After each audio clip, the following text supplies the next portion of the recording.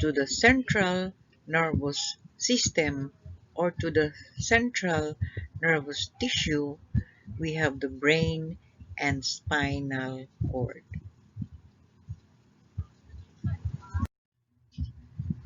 The brain and spinal cord are composed of gray and white matter. So both are composed of gray and white matter. So components of the brain and spinal cord are the nerve cells and neuroglia. So the conducting element and the supporting elements. Now, in the central nervous system, we have a term that is very familiar to us, but here in the nervous tissue, they have a different meaning. So we have the nucleus or nuclei. Now, the nucleus is a collection of nerve cell bodies in the CNS. So, a group of nerve cell bodies or nerve cells in the CNS. If we have several groups, we have nuclei.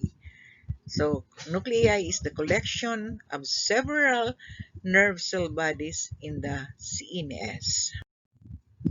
We have an illustration of both the brain and spinal cord. On the left side, we have the brain, and on the right side, we have the spinal cord.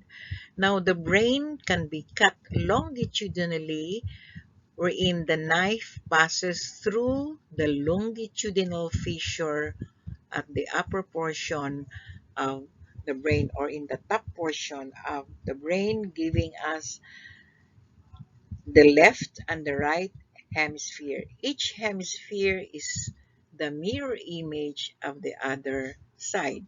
So the structures found in the left hemisphere is the same as that in the right hemisphere. Now, each hemisphere will be composed of gray and white matter. So the gray matter will be part of the lobes of the brain. Okay, we have the gray matter, and on the inner portion of the brain, we have a structure here which is very crucial to the connection between the two hemispheres.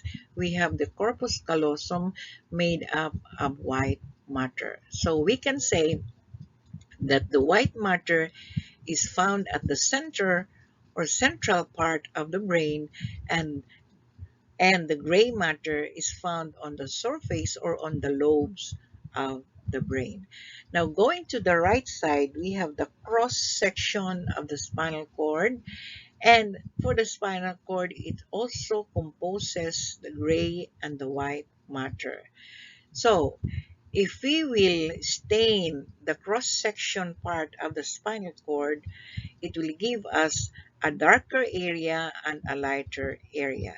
So in the upper portion, we have a darker area or the green color of gray matter.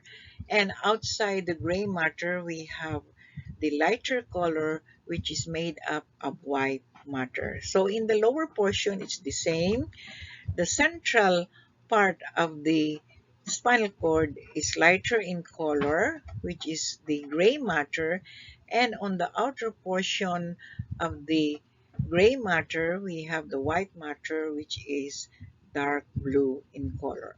So we can say that the brain and spinal cord have an opposite location of the white and gray matter. Again, in the brain, the white matter is found at the center, while in the spinal cord, the gray matter is found at the center. The outer portion is the white matter, while in the brain, we have the outer portion made up of gray matter. So, inner, for the brain, inner, white matter, outer, gray matter. For the spinal cord, inner, gray matter, while outer is white matter.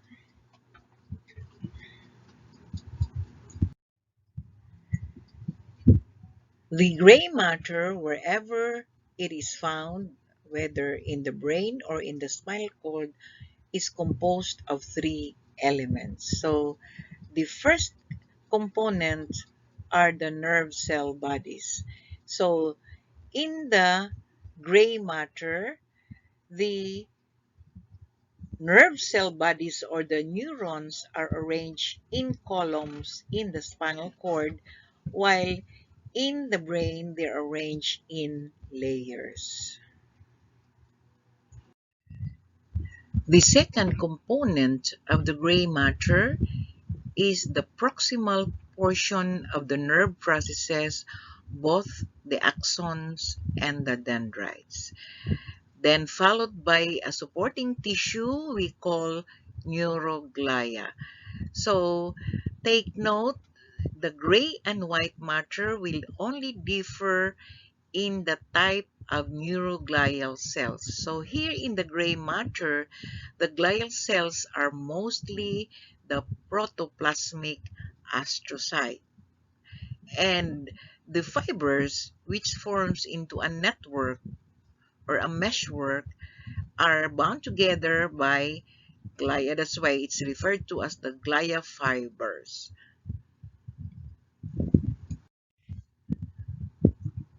So the histological characteristics of the gray matter, number one, presence of nerve cell bodies or neurons, presence of an abundant unmyelinated nerve fibers, that's why they appear gray in color. They are more vascular, more compact in texture, and presence of mossy protoplasmic astrocytes. So take note of these different histological characteristics of the gray matter. Especially number one, we have number two, they appear gray because of the abundance of unmyelinated nerve fibers. They are more vascular, more compact, and take note the presence of mossy or protoplasmic astrocytes. The white matter, located in the inner portion of the brain and outer portion of the spinal cord, are also composed of the following. We have nerve fibers, and the nerve fibers are arranged in parallel bundles called fiber tracts that course up and down the spinal cord. The nerve fibers here are both myelinated and non-myelinated nerve fibers, but what predominates are the myelinated nerve fibers. That's why they appear white in color. The white matter is composed of neuroglia with small amount of loose areolar connective tissue. So only delicate strands of loose areolar connective tissue. So these are the fibers present in the connective tissue. The interfascicular cells align themselves, forming a sheath along the myelinated nerve fibers. And take note, abundant fibrous astrocytes are present. Going into the histological characteristics of the white matter, number one, absence of nerve cell bodies. Take note of this. Two, appears whitish in color due to myelin. So most of the fibers are myelinated, so they appear white in color, less vascular, looser in texture, and presence of spider or fibrous astrocytes. So take note of these, number six, number one, and in between the 2 until 5 characteristics. So this will help us differentiate between the histological characteristics of the gray and white matter. Let's go into the cerebrum, the largest portion of the brain. So on the surface layer of the cerebrum is the cerebral cortex, and it is made up of gray matter, while the inner core of the cerebrum is composed of white matter due to the bundles of myelinated fibers present, and these fibers runs in all directions. So there is an irregular arrangement of the myelinated fibers. So if we actually go into anatomy, we have the corpus callosum. These fibers are supported by neuroglia, and these neuroglia, there are three main groups of fibers present. So the three main groups of fibers are the association fibers, the projection fibers, and the commissural fibers. These three are just differentiated based on what structure they connect within the brain. For the association fibers, it connects areas within the same cerebral hemispheres, while the projection fibers, they connect the cortex with other areas of the brain, so across the hemispheres. And number three, we have the commissural fibers that connects the two hemispheres of the brain. So these are the fibers that connects the two hemispheres of the brain. As mentioned before, the arrangement of the nerve cells in the cerebral cortex or in the brain are in layers. So there are 6 layers that are identified. We have the molecular layer, the external granular layer, the external pyramidal layer, the internal granular layer, internal pyramidal layer, and multiform layer. Now, if we will go into the distinction of this layer, it's very hard to distinguish one layer from the other. So all we can see under the microscope are the arrangement of the nerve cell bodies, but one layer is very distinct because the cells are larger. We have layer number 5. Okay, we'll go into that. Let us go into the different layers of the cerebral cortex from superficial to deep, meaning from the surface layer down to the deep layers. So layer number 1, we have the molecular layer or plexiform layer, and it is composed of two types of nerve cells. We have the horizontal cells of Cajal and Golgi type 2 cells or association neurons. These cells are smaller in size with short axons that do not leave the gray matter where the body lies. They are also found numerously in the cerebellar cortices and in the retina.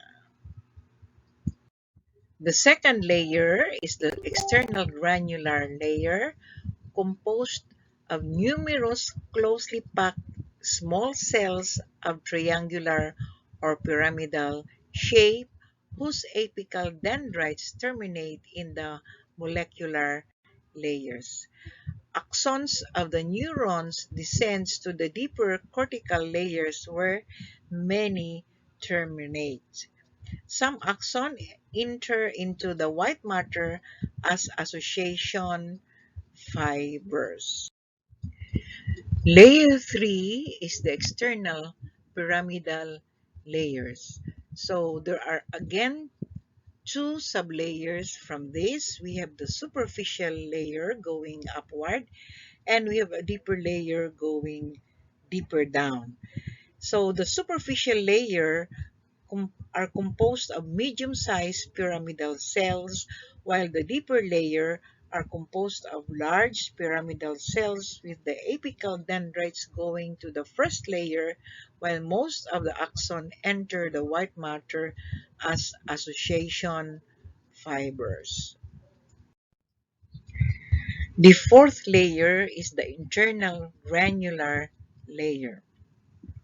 This layer is composed chiefly of closely packed stellate cells with very short axons ramifying within the layer. Other larger cells have descending axon. The whole layer is permeated by a dense horizontal plexus of myelinated fibers of Bay larger, which are considered to be mainly the terminal ramification of the thalamocortical fibers. The fifth layer is the internal pyramidal layer. It contains large pyramidal nerve cells or neurons we refer to as giant cells of Betz or giant pyramidal cells. So these cells are found in the primary motor complex of the brain and is the principal source of subcortical efference. So its processes goes down to the lower or deepest layer, leaving the cortex and running down through the basal ganglia, the brainstem, and to the spinal cord. It is considered to be the largest cell of the central nervous system. It could reach to 100 micrometer in diameter. The cell or the Betz cell is credited to Vladimir Alexeyevich Betz, a Ukrainian anatomist and histologist. The sixth layer and the last layer is the polymorphic or multiform layer. It contains few large pyramidal nerve cells or neurons and many small spindle-like pyramidal and multiform neurons. The processes of these cells sends efferent fibers to the thalamus, establishing a very precise reciprocal interconnection between the cortex and the thalamus. These connections could be both excitatory and inhibitory. This slide gives us a summary of the different layers of the cerebral cortex from layers 1 to 6. So what we could see here are only the nerve cells arranged in layers plus the fibers that comes out from these nerve cells. So it is also noticed that layer 5 is the most distinct of these different layers because of the presence of large cells we call the giant cells of Betz. From the cerebrum, let's go now to the little brain we call the cerebellum, found behind the cerebrum or at the back. Just the same as the cerebrum, the cerebellum or the little brain have also a gray and white matter. But the gray matter, as found in the cerebellar cortex, is thinner compared to the cerebral cortex. And we also have a white matter that is centrally placed. There are collection of nerve cells we call nuclei in the central parts of the cerebellum, and these are actually the white matter of the little brain. We could describe the cerebellum structurally and functionally. Structurally, it is relatively simple in that it is uniform in all parts. Functionally, the cerebellum is related to movements of striated muscle in the body, being concerned with coordination, posture, and equilibrium. If we process a tissue of the cerebellum, it will give us only 3 layers. So let's start from the superficial part, the outermost layer, to deep.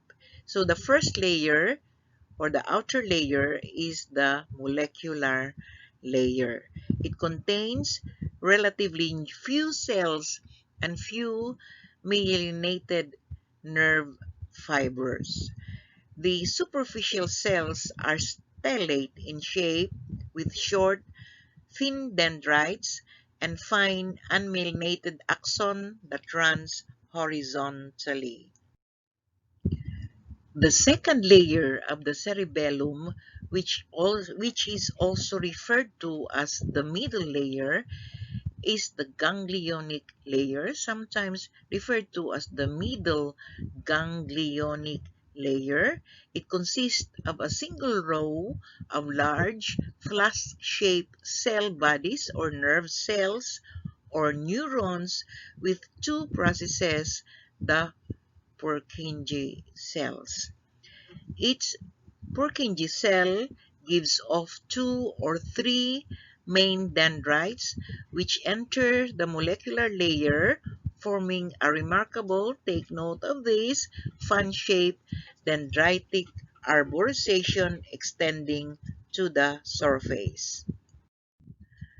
The last layer of the cerebellum we refer to the granular layer. So this is the third layer of the cerebellum and the last layer. This layer contains closely packed chromatic nuclei resembling lymphocytes. The granule cells are small multipolar or multipolar cells with short 3 to 4 dendrites which arborize in peculiar claw-like endings. So these are referred to as granule cells because under the microscopes they look like granules because they resemble the round-shaped lymphocytes. The unmyelinated axons descends to the molecular layer and run transversely to the dendritic expansion of the Purkinje cell. In this slide, we have two illustrations of the cerebellar layers of the cerebellum.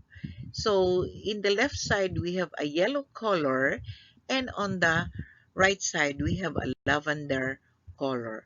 So that's why the cerebellum, the cerebral cortex specifically, is described to be structurally simple because they appear as foldings under the microscope, and each fold will give us the same layers. So going to the left side, we have the one fold, no? We have the molecular layer, followed by the middle ganglionic layer, the brown one, and the granule or granular layer. And we can see here the brown coloring. It is actually the white matter of the cerebellum. Then on the right side, we have the color of the cerebellar cortex. It's lavender. So again, each fold will give us the same layers or the same parts. So we have on the outermost layer, we have the molecular layer, followed by the middle ganglionic layer, and the last will be the granular layer. So the granular layer here is distinct.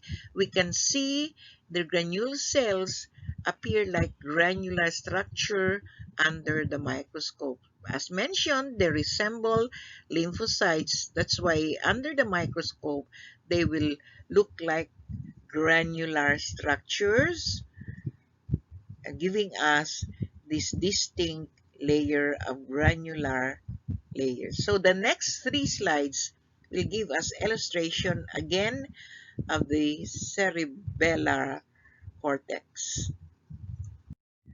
So in this slide is shown the cerebellar cortex layers. Again, we have the outermost layer, we have the molecular layer, followed by the middle ganglionic layer. So you can see here the Purkinje arrangement of cells. No? They are at interval within the middle layer. And going to the lower portion, we have the granular layer with the blue colored circular structure giving us the appearance of granules. This is followed by the next slide. What I would like to emphasize here is look at the middle ganglionic layer with the Purkinje cells, and going to the farthest to the right, we have one that extends its dendrites to the upper layer, to the molecular layer, giving us this fan shape arborization of the dendrites.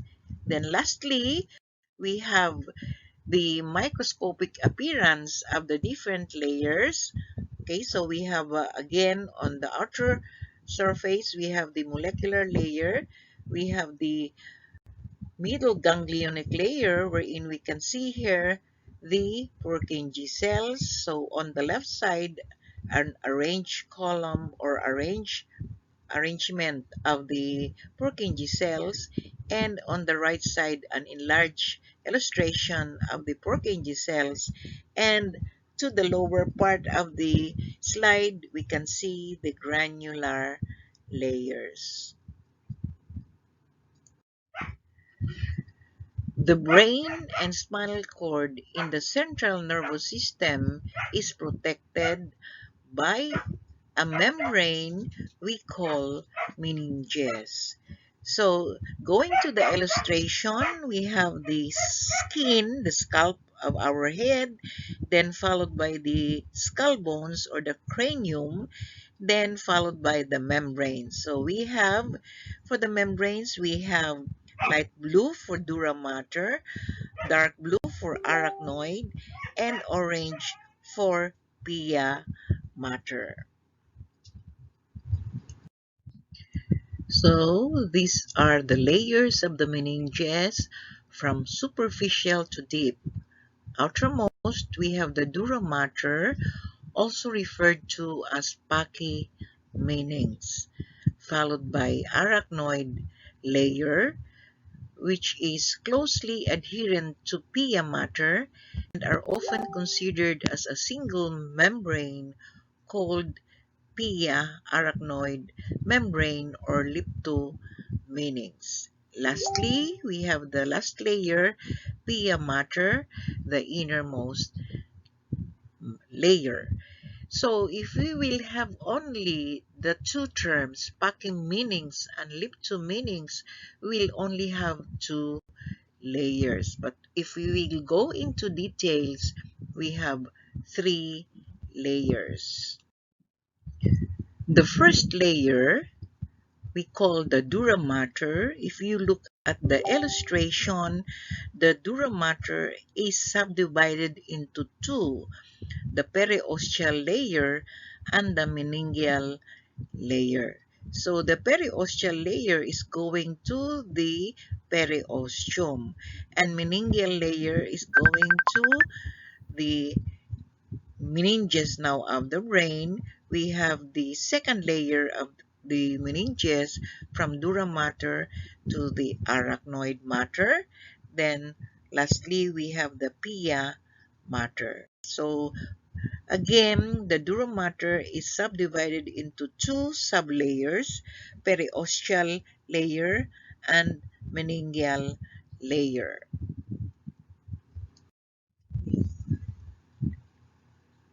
Histologically, the dura mater is made up of dense connective tissue continuous with the periosteum of the cranial bones and separated from the periosteum by a space we call epidural space containing thin-walled veins, the venous plexus, loose connective tissue, and fat.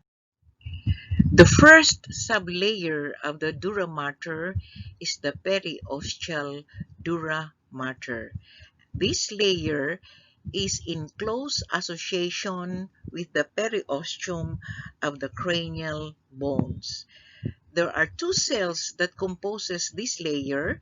We have the osteoprogenitor cells and fibroblasts.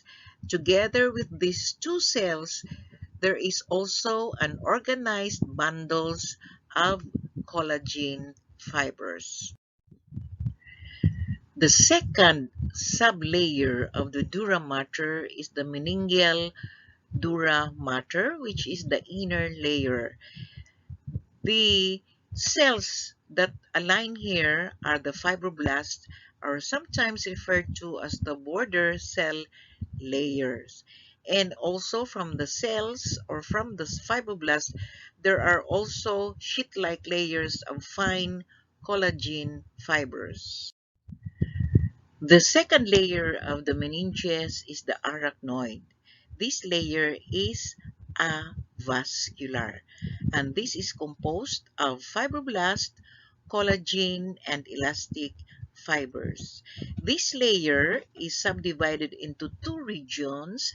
The uppermost, going to the dura mater, is a flat sheet-like membrane, and the second layer or the deeper layer is a gossamer-like region, also referred to as spider web-like region or area with loosely arranged arachnoid trabeculae.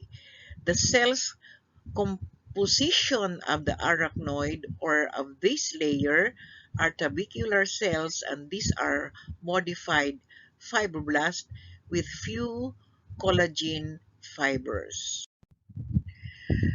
The arachnoid trabeculae span the subarachnoid space, the space between the sheet-like portion of the arachnoid and the pia.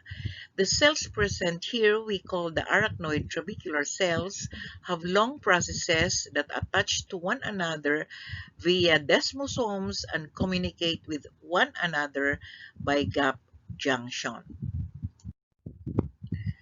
The arachnoid extends through the dura to form arachnoid villi, which protrudes into the spaces connected to the lumina of the dural venous sinuses. This arachnoid villi, or this specialized region containing the arachnoid villi, function in transporting CSF from the subarachnoid space into the venous system. However, this area in later life, the villi sometimes enlarges and becomes site for calcium deposits. The interface between the arachnoid and the pia mater is difficult to distinguish, especially under the microscope, because they are so often called the pia arachnoid membrane or the leptomeninges, with both surfaces covered by a thin layer of squamous epithelioid cells composed of modified fibroblasts. The third layer, or the innermost layer of the meninges, is the pia mater. It is a very delicate membrane.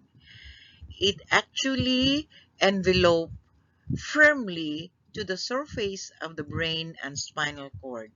This very thin membrane is composed of fibrous tissue covered on its outer surface by a sheet of flat cells. So the presence of these flat cells were thought to be this area is impermeable to fluid.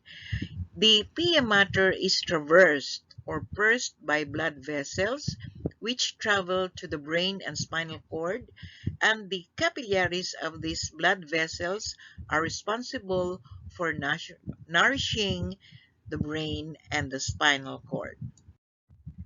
This slide illustrates the three membranes of the meninges. So on the uppermost, we have the dura mater, followed by the arachnoid mater or arachnoid layer, and there is a space that is created between the arachnoid and the pia. We have the subarachnoid space. So in the subarachnoid space, we can see the trabecular structures. So these are the leg part of the arachnoid, which creates a space between the two layers, the arachnoid and the pia mater.